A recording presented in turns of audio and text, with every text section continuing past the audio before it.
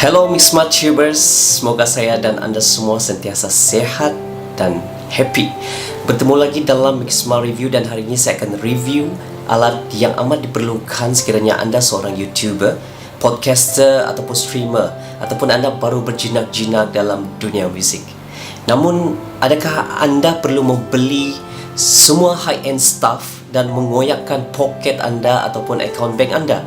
Jawapannya sebentar lagi ya. So hari ini mari berkenalan dengan USB Condenser Mic daripada Fifine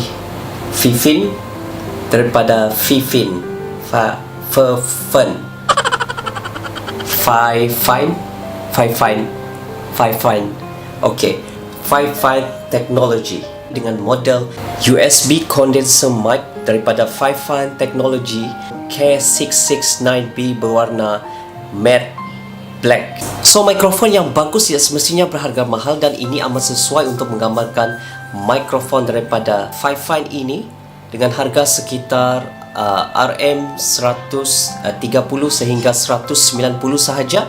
Anda akan mendapat kualiti suara yang sangat baik jika disetting secara betul.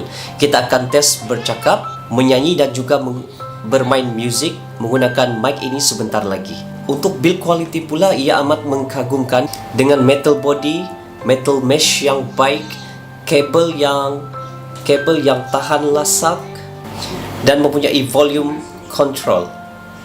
Mic ini juga dipasangkan dengan tripod yang boleh dilaraskan dan juga boleh dicabut mengikut kesesuaian ataupun untuk travel. Dan mikrofon ini juga mempunyai noise control yang sangat baik. Bagi saya ia sangat baik. Mungkin disebabkan kualiti binaan yang mengagumkan. Diperbuat daripada metal. Overall it's so good. Untuk pemasangan pula anda tak perlu pening-pening. Anda hanya perlu cucukkan USB kabel ini ke USB port komputer anda ataupun laptop anda, dan anda boleh memulakan pengembaraan anda di dunia digital. So cakap banyak pun is useless.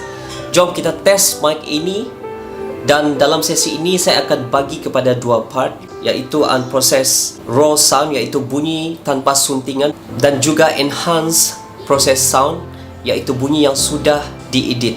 Mari kita saksikan.